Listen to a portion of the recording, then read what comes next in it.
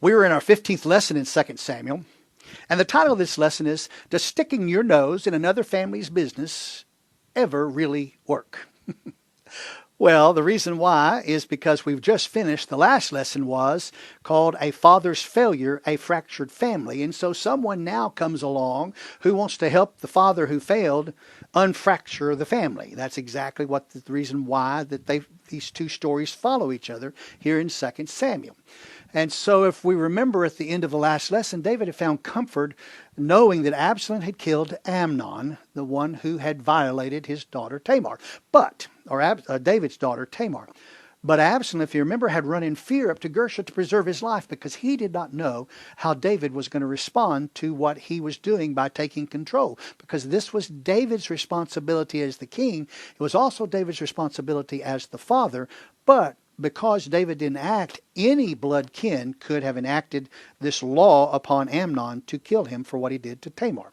So Absalom could not have known what the thought of David was when he killed Amnon. And so with all of David's troubles, maybe possibly David didn't feel like he could truly express his feelings, even to those who were closest to him.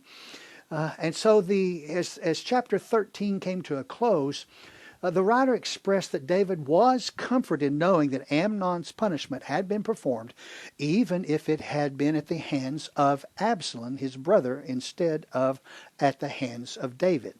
It was David's job to do, but Absalom also had the same right, as I told you. Now, Absalom waited on his father for 2 years, if you remember, and nothing happened. Therefore, Absalom took the law into his own hands, and he cut Amnon down. Yet, a friend and a close person to David perceived that David had feelings towards Absalom and decided to jumpstart David's thoughts about Absalom again. He wanted to kick David on down the road into doing what was right to vindicate Absalom. So Joab was the close friend. Well, actually, he's not a close friend, if you remember, but Joab decides to stick his nose in David's family business. He conjured up this great deception to present to David, but the question is does sticking your nose in another family's business ever really work? Well, we come to Joab, and he has selected this woman from a town down in the tribe of Judah, a town by the name of Tekoa, and he enlists her to help deceive the king. Chapter 14, verse 1 says this, Now Joab, the son of Zeruiah, perceived that the king's heart was inclined toward Absalom. So Joab sent to Tekoa and brought a wise woman from there and said to her, Please pretend to be a mourner and put on mourning garments now, and do not anoint yourself with oil, but be like a woman who has been mourning for the dead many days. Then go to the king and speak to him in this manner. So Joab put the words in her mouth. Don't dress up, woman. Don't put any smelly stuff on. Smell like you haven't bathed in days.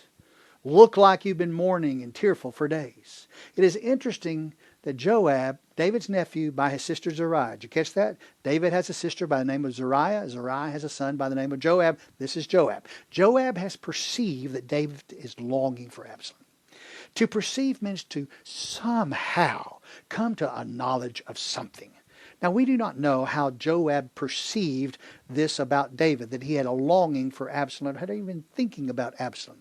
We don't know. We're not told. Perhaps David accidentally said something, 2 words, 1 word, or 3 words, or 5 words about Absalom in a court hearing one day. Or perhaps it was when the council of all David's organization was there and something was mentioned about Absalom. David made an offhanded remark. Or maybe it was up there on the roof on the cool of an evening when David and Joab were up there trying to get cool before going down for the night into the bedroom or whatever, or going to each other's the houses or whatever. David had said something that gave Joab the idea that David longed to do something about Absalom. And if it wasn't by David saying something to Joab, it was by someone saying something to Joab and then coming to Joab to tell him. Things like this get spread around, and you understand that. Nevertheless, Joab got the message in his mind that David yearned for Absalom. So Joab decided to help David out. I'm just going to stick my nose in David's business. So he selected this wise woman. Now, I want to tell you this. In my mind, a truly wise woman would have known better than to participate in a deception with the king. But Joab convinced her somehow to participate, and he scripted everything she says. I suppose he picked this wise woman because he knew she could improvise if something in the conversation did not go as planned. So surely Joab was smart enough to know that a discussion with King David, his uncle, might just go off script, go off the tracks, and depart from his plan. And he needed someone who was wise enough to get it back on the plan. And by the way, this woman's going to prove to be that wise. Now, fake scenarios never work out, and neither will Joab's plan. So at least this one's not going to work out until the end.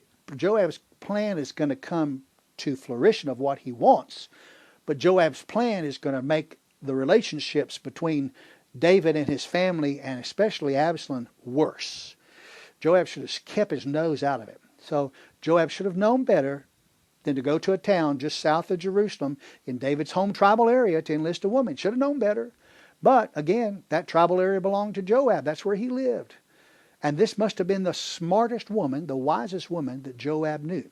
Someone who was quick on her feet. Indeed, he should have known that David could have quickly verified her story if he wanted to.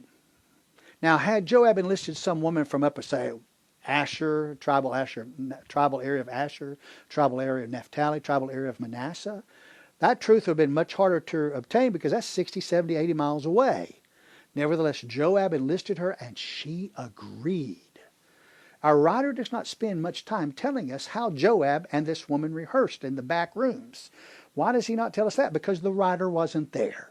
Everything the writer has told us so far, and what he will be telling us in the rest of this lesson, in this passage, he heard in the court. He heard it.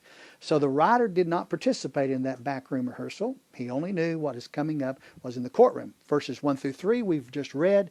That was a summary of what was revealed in the courtroom after David completed the case. Now the writer turns back around, zips back around, and he's going to give us the specifics of the case as it rolled out before David. Remember, this writer, these compilers, all the way through 1 Samuel, 2 Samuel, tell us the whole end summary, and then they come back and fill in the details, and then tell us the whole end summary from there on, come back and fill out the details, then picks a point, tell us details, the whole summary again. Same thing happened here. Verses 1 through 3 was a summary of what was supposed to happen. Now we come back in the courtroom. So in the king's palace, this woman enters. Now surely, as things happen with the court, she had to stop by the court clerk and announce and get him to announce her being there. And surely he had asked her what her main points in her case were, and he would say that to the king. And surely the king allowed her case to be heard because it was interesting. Then at the throne, she pleaded her case in the most proper way. Verse number 4. Now when the woman of Tekoa spoke to the king, she fell on her face to the ground and prostrated herself and said, "Help, O king." Now, if you've not spent much time in the Bible, you might think that falling on the ground and prostrating yourself, laying out before the king is strange and kind of over-the-top dramatic. But actually, it was the proper thing to do before a king. It was the expected way to present oneself to the king in all circumstances, with King Saul and with King David, King Solomon, and on through. David did it when he approached King Saul in 1 Samuel 24:8. The Amalekite who came to David in 2 Samuel 1:2 did it. Mephibosheth, when he stood before King David, he went down on his and prostrated himself too in 2 Samuel 9:8.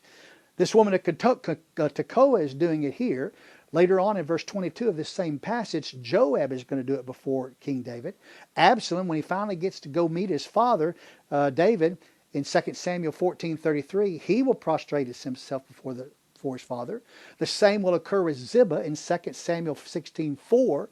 Ahimaaz will do it in 2 Samuel 18:28. And the most notable of all of these people who will do the same is Bathsheba when she approaches her husband in 1 Kings 1:16 in the courtroom. The wise woman broke no customs when she came to the king. She did everything correctly. The king said to her, What is your trouble? The actual Hebrew means, what have you of cause? But we would say, what is your trouble? In other words, David asked her to state the cause of her case. He wanted her to offer her legal petition brief to justify why she was in front of him before the court of Israel. Being in a court of law had high consequences. Anything can be said out on the highways and the byways of life, with the consequences not always being so strict. But nay, in a court of law, anything you say can literally make the difference between you going home or going to jail. She was in a serious place before a serious king with serious penalties could be imposed upon her if she lied. Verse number 5. And she answered, Truly I am a widow, for my husband is dead. Your maidservant had 2 sons, but the 2 of them struggled in the field, and there was no one to separate them, so one struck the other and killed him. We have to wonder about this tale. Was the woman truly a widow? She says she was. Or was this all part of the fabricated story by Joab? One would surely not be wise to tell a tale like this before the king of the court of law if it were not true. You don't perjure yourself before a king. Did she have 2 sons that fought in the field? Did one of her sons kill the other? Was this all a fabrication of Joab? He did put the words in her mouth. That's been told to us. Was there any similarities between Joab's fabrication and the woman's real life? Well, we don't know. We absolutely do not know. But the one thing we do know is this. She was placing her life on the line for Joab if the king found out that she was a liar in court. The woman has just stated the crime that brought her to the court, and she will now tell David the trouble that brought her into the court because of the crime. Verse 7. Now behold, the whole family has risen against your maidservant. And they say, Hand over the one who struck his brother, that we may put him to death for the life of his brother whom he killed, and destroy the heir also. Thus they will extinguish my coal which is left, so as to leave my husband neither name nor remnant on the face of the earth. Okay, this woman tells David that her family is blaming her because her living son has not been punished for his crime. She states that her whole family wants to avenge the death of the son that's dead, even though it means executing her only remaining living son. What does she mean when she says, Thus they will extinguish my coal which is left, so as to leave my husband neither name nor remnant on the face of the earth? It means that as a widow, she has absolutely no hope of ever giving birth to a son again to carry on the family name and to have heirs and descendants if they kill her remaining son. Her 2 sons were her 2 bits of coal in this world that could light the fire of life to carry on the family into the future. One bit of coal has been extinguished and is dead. If her last bit of coal is extinguished, she and her deceased husband have no hope of any future posterity or descendants. Now, Joab's story was a parody of what had happened to David and his sons, Amnon and Absalom. Let's think about the elements of the woman's story. One of her sons killed the other son. Got that. The whole family was upset with the killer's son, and they were upset with her for not bringing justice to the killer. Got that. That matches. The family wanted the killer's son killed. I don't know if that matches or not. She fears that both sons will soon die and the family name will not continue. Well, that's not an actual true fact in this story either. Now, think about David's story. Absalom killed Amnon in front of all of the sons of David, in front of the whole community of the family. The sons ran for their life in fear of Absalom. David did nothing to Absalom, and David's other sons are fearful that they will all be killed and David will not have an heir to sit on the throne except for Absalom, but something may happen to Absalom. What is Joab's point in arranging this great deception? He has seen that David was leaning and perceived that he was leaning towards supporting Absalom despite the fear his other sons had with Absalom. Joab was trying to trick David into making a decision about the woman's story that could be used to bring Absalom to justice, or at least in Joab's mind, either right or wrong. It did not matter to Joab. He wanted justice done. In addition, Joab tried to trick David into deterring any thoughts of David's other sons from harming Absalom. So Joab is really kind of protecting Absalom. David then heard the story and had discerned, when he heard this story from this Tekoa woman, that he determined and he perceived that someone had put her up to this charade. Things were matching up. Joab's woman of Tekoa found herself derailed by the king. Right here, told you it's going to go off the rails. Here in verse number 8, David takes her off track. Then the king said to the woman, you go to your house, or I should, like it says in this text, go to your house, and I will give orders concerning you. In other words, David wanted to dismiss the woman to her own house, and David was telling the woman that he would help her. He gave her a promise. However, David was also telling her that he wanted to think about how he could help her. And then later this afternoon, or maybe in a day or so, or maybe in a week, I will send you my decision to your house. Now, the plan of Joab just went sideways, just went off the tracks. Okay? She needed to pivot with her pleadings and keep the king engaged for a decision that day. She was looking for a definite answer before she left the courthouse. That was the purpose. And David has focused on her instead of focusing on the son in the story. So Joab's plan was not really thought out very well if she has actually followed Joab's plan, because the plan made it all about the mother instead of about the son. Verse number 9 says, the woman of Tekoa said to the king, O my lord the king, the inquiry is on me and my father's house, but the king and his throne are guiltless. Okay, I want you to catch what just happened here. This woman could have just left the courthouse, returned to her home where she had waited for the king's answer, but no, she didn't do that. The woman forces the matter. She draws a line in the sand. As it stood at the time at the throne, one son was still alive.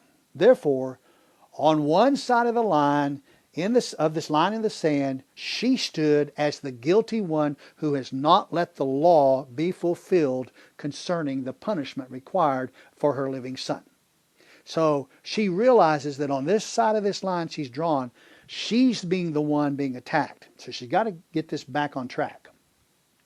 On the other side of the line in the sand stood the king. And at this point in time, he's guiltless, but she's turning this thing around, and actually she's doing a very masterful job of doing so. Because there's a bigger picture here. By drawing the line in the sand, this woman has implied that if the king takes too long to make his decision, to get back to her if she's at home, and anything happens in the meantime, if whatever happens in the meantime to her living son goes against the decision of the king, then the king could become guilty, the guilty one in this matter. Did you just catch all that? Okay? In other words, while the king is dilly-dallying around on what he's going to decide, if something happens to her son and he's killed because of avenger of blood, and David doesn't have to, and David makes the decision to let him go, then the king is guilty. And if the son is let go and the king decides to kill him and he heads for the hills, then the king is still guilty. That's what she's done. She's been very smart in this. She's threaded the needle, in fact. So the king said, whoever speaks to you, bring him to me, and he will not touch you anymore. Well, her accusation solicited the king's protection of her and her alone, but not her living son. Because she said, they're against me. But what happens to have something happens in the meantime? So David had honed in on the woman's emphasis that the whole family was blaming her and putting her in danger for her life. What she said to him was perfect to thread the needle, but David was still on it. Everybody was blaming her. He probably didn't listen to her. Perhaps she would have been in danger if she had been hiding her son, but we don't know that. However, all of Israel knew the laws. If her son had killed his brother, he would have known to run to the city of refuge. This woman did not run to a city of refuge because she had killed no one. She was not in danger. The people who would have killed her would have been in danger of murder if they'd have done anything to her, because there's not a law that affects her because the son did it. We're not just pulling this point out of thin air. Listen to her next plea unto the king. She is a smart, wise woman. And then she said, please let the king remember the Lord your God, so that the avenger of blood will not continue to destroy, otherwise they will destroy my son. She's emphasizing it again and getting it back on track. Avengers of blood were forbidden to avenge with inside the city of refuge. However, once a verdict was given by the court, if a guilty verdict was issued, the avenger could come to the city and take the family member outside to the edge and kill him or her if it's a guilty verdict. We find those rules of the avenger of blood in Numbers chapter 35 and Deuteronomy chapter 19. But we must remember that David's throne was not in a city of refuge. He was in Jerusalem. For this woman to be pleading before the king of Israel in Jerusalem instead of pleading before the king of the city of refuge makes no sense to me. Why is she there? Why have they done this? If her son has run to a city of refuge, that's where she should be pleading the case. When I say the king of the city of refuge, I mean basically he's the ruler of the city that kind of acts like the mayor, but also the judge on behalf of the king of Israel. Whatever he decides, David would agree with. She should have been in the city where her son was instead of Jerusalem. So David's catching on to this. Something's not going right. What if her son was also taken to court? We might ask this question. And found guilty in the city, and then in 2 or 3 days David ruled differently. He's not guilty. What if her son was killed before the word from David was delivered to the city of refuge concerning her son? Because they're all over Israel. It's a trip to get them the word out to those magistrates. What if in the meantime her coal, as she called her living last son, was extinguished also? The woman has just ramped up the heat in the courtroom. The coal, the heat. We hear David speak, 11b, and he said, as the Lord lives, not one hair of your son shall fall to the ground. Now, folks, David, in an instant, made a promise to this woman that I don't know whether he could have kept or not. He can't bring people back to life if her son has already been judged in a city of refuge and killed by a blood avenger. It was a definite promise that he must have wondered if he could really keep it. And if this had been a real testimony instead of a fabricated testimony, the son could have already been dead. No doubt. I know David probably turned immediately to his court clerk and said, hey, I have a message sent to all the cities of refuge that this guy is innocent. So I have to wonder if David even thought to ask her name or whatever, but surely the clerk did. Now, we are not told either of the names in the story because no names are important here.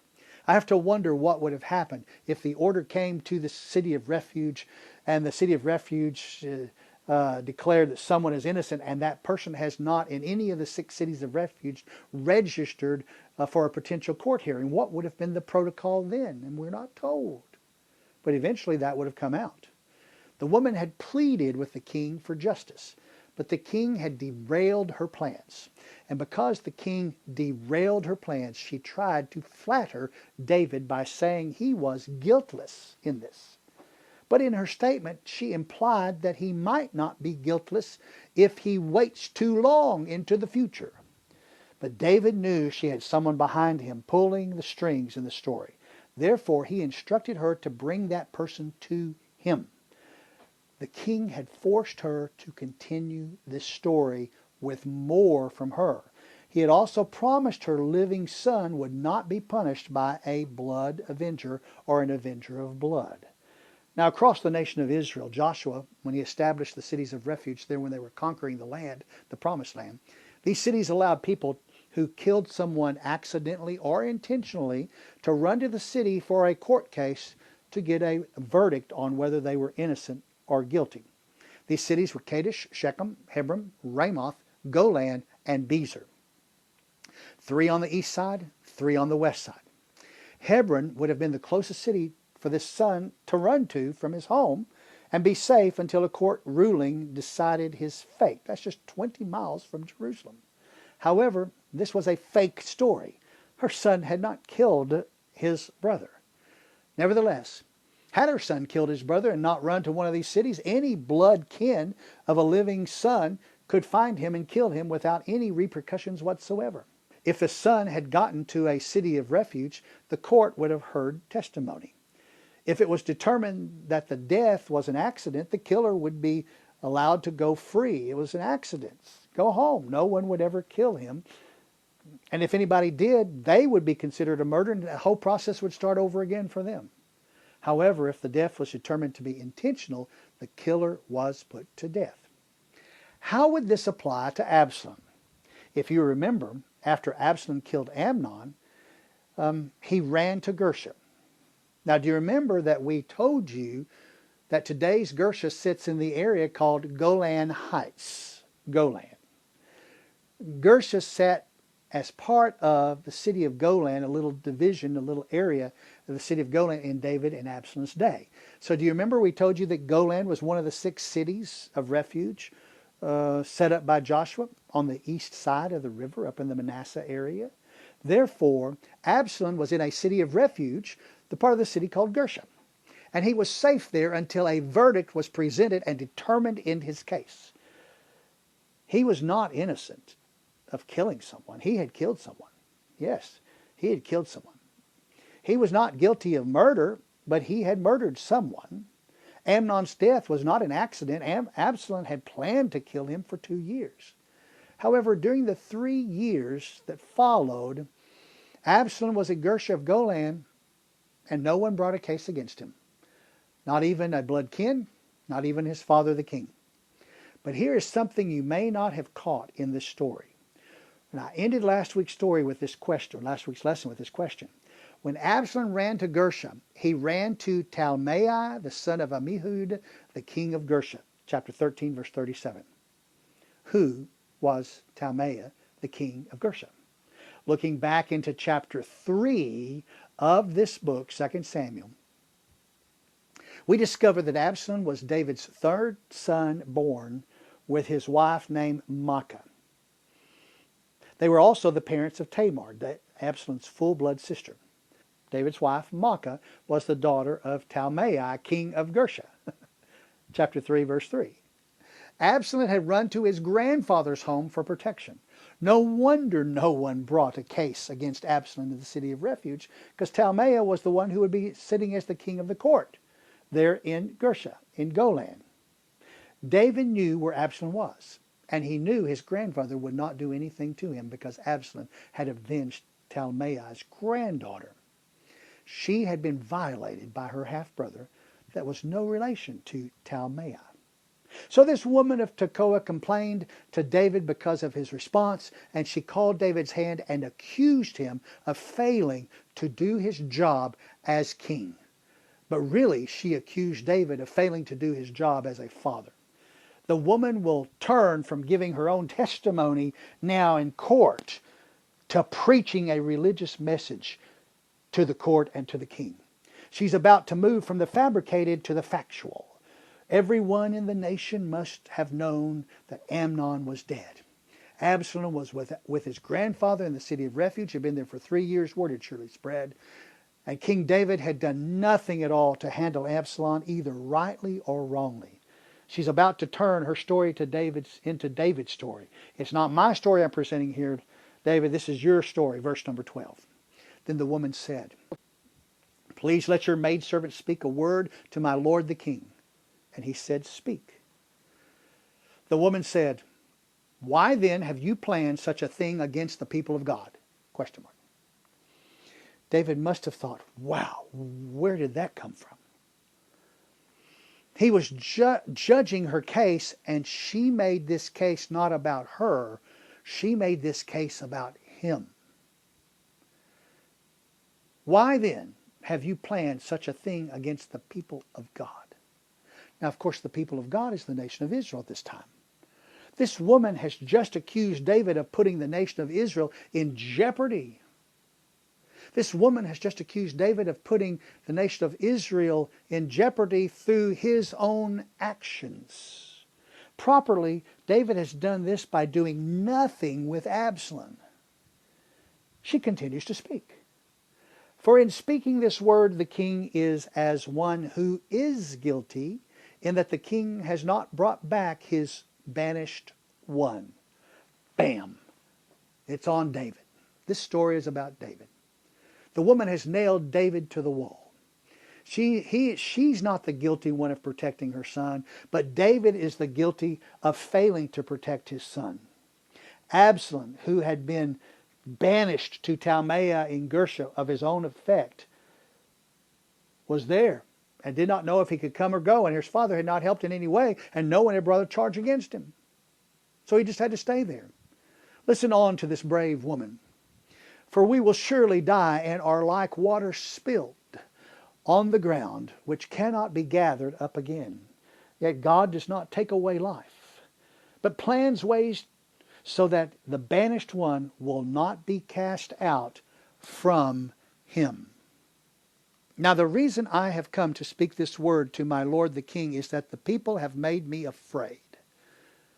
So your maidservant said, let me now speak to the king. Perhaps the king will perform the request of this maidservant.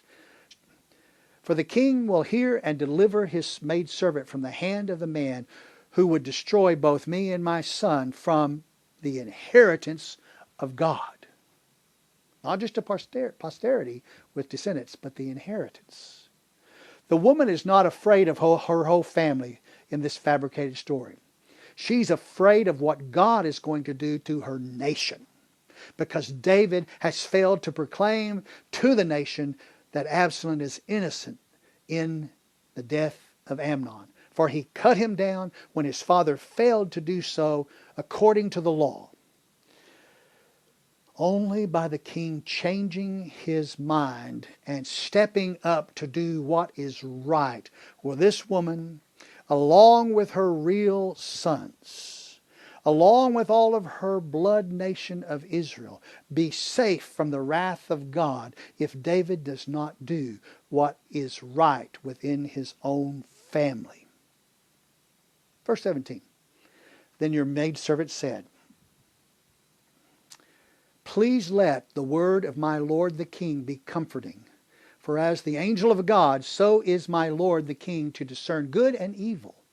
And may the Lord your God be with you. The words of the woman are true.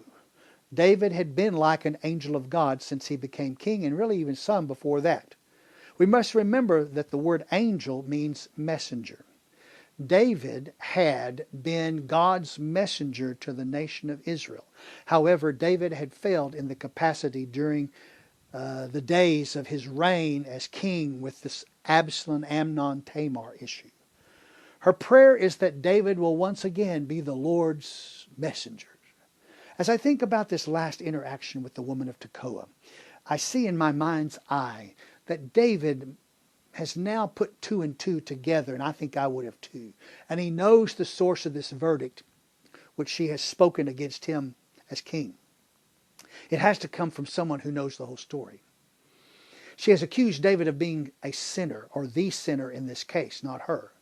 She has pointed the guilt right into his face. But David thinks he knows the source. So when she said, please let the word of my Lord the king be comforting, for as the angel of God, so is my Lord the king to discern good and evil, and may the Lord your God be with you. She is pleading with David to do what is right instead of continuing to do what is wrong. Right there, David could have struck her down for saying such a thing to a king. Right there, the woman, not a prophet, she's not a priest, she's not another king from another country, but she's a woman. She has accused David of evil. David suspected an accomplice in this charade. He wanted to know if he was right. So therefore, we find Joab's woman of Tekoa being questioned by David from his position now, verse number 18. Then the king answered and said to the woman, Please do not hide anything from me that I am about to ask you. And the woman said, Let my lord the king please speak. So the king said, Is the hand of Joab with you in all of this? David himself has now drawn a line in the sand. He puts the woman on the spot. You're over there and I'm over here. And the way that she answers will determine her future. Verse 19b. And the woman replied, As your soul lives, my lord the king, no one can turn to the right or to the left from anything that my lord the king has spoken. Indeed, it was your servant Joab who commanded me, and it was he who put all these words in the mouth of your maidservant. In order to change the appearance of things, your servant Joab has done this thing. But my Lord is wise, like the wisdom of the angel of God, to know all that is in the earth. David had figured it out, and his suspicions were correct. Joab had devised the charade. But once again, as he figured it out, he did not judge the woman, for she had only challenged him to do what was right in the eyes of God. And David never challenged anyone who challenged him to do right in the eyes of God. David needed this at his time in life. Notice the woman says, in order to change the appearance of things. In other words, that literally means to turn the figure of this word, or to turn this matter into this fashion. We've taken it from what happened with you and put it in this fable, this fabricated story, so that it would not be offensive, so you would hear us. In other words, the woman and Joab had proposed a parable to David of such. They both knew that David had the wisdom of God to know earthly things and how earthly things are done. This episode was not the first of this kind for King David. You remember it happened when Nathan used the same tactic when Nathan, approached the king about his adulterous relationship with Bathsheba. Same tactic. In that parable, the ewe lamb that was taken from the poor for the rich man represented Bathsheba being taken from Uriah. And David was caught. He did not repel against Nathan, because Nathan challenged him to do what was right. And with the woman of Tekoa's challenge, David called Joab to return Absalom from Gersha to Jerusalem, verse number 21. Then the king said to Joab, Behold now, I will surely do this thing. Go, therefore, bring back the young man Absalom. Joab must have been in the courtroom to hear all this case. Because of David's nature, he had been shaken to do the right thing. He had been shaken to proclaim Absalom innocent. By retrieving him out of Gersha, proclaimed him innocent, to bring him back alive. Retrieved him by the king's order, and returned him to his home in Jerusalem. But notice Joab's position next. Okay? We talked about this at the beginning of the lesson. Verse number 22. Joab fell on his face to the ground, prostrated himself, and blessed the king. Then Joab said, Today your servant knows that I have found favor in your sight. O my lord the king, in that the king has performed the request of his servant. So Joab arose and went to Gersha and brought Absalom to Jerusalem. Clearly, this was Joab's plan and was successful, although it got derailed several times by David as the woman was pleading her case. But off Joab would go to retrieve Absalom, proclaim him innocent, and bring him back to Jerusalem to live, but not without one last word from King David. Verse number 24. However, the king said, Let him turn to his own house, and let him not see my face. So Absalom turned to his own house and did not see the king's face. Joab had the authority from the king to retrieve Absalom from the city of refuge, proclaim him innocent, and no blood kin of Absalom would kill him. But as Absalom returned to Jerusalem, he was not to enter David's palace. He was to return to his own home, from which he had been absent for 3 years. Now catch this. He's been gone for 3 years. Tamar's been living there for 3 years. That same 3 years. But she lived there with Absalom 2 years before, so we're talking about 5 years now. We don't know where Tamar is. We don't know if she went to be with Absalom and the family went to be with Absalom up in Gersha. We don't know what happened, but surely Absalom's family, he had children went to be in Gersha with him. He was not just there by himself because he was protected in that town. Tamar may have gone along too. And then Absalom there in Gersha was with his grandfather for 3 years. And so now Absalom's back home, free from the avenger of death. But David does not allow Absalom to be in his presence. 5 years have passed since Amar violated Tamar. We have to wonder why David commanded this command to Absalom. As for Joab, by sticking his nose in David's business, did it really work? Well, Absalom had changed locations, but nothing had healed in the family relations. What good did Joab do to unite the family? And I'm going to tell you, he did nothing. Absolutely nothing. Joab guilted David into issuing a non-guilty verdict on Absalom. He did that. David did that as the king of Israel. He did it for the sake of Israel, the nation, and the people. But Joab could not guilt David into restoring a relationship with Absalom. That never works. Why did David do this to Absalom? The whole court case came as such a surprise to David that in front of all the court and all the officials, in shame and in weakness, David brought Absalom back to please the people as the king. But as a father, we might rightly say that David was not ready to make the decision even with Absalom back in town. That leads us into our next lesson. And our next lesson brings us the text that shows us a 2-year conspiracy to terminate the Lord's anointed.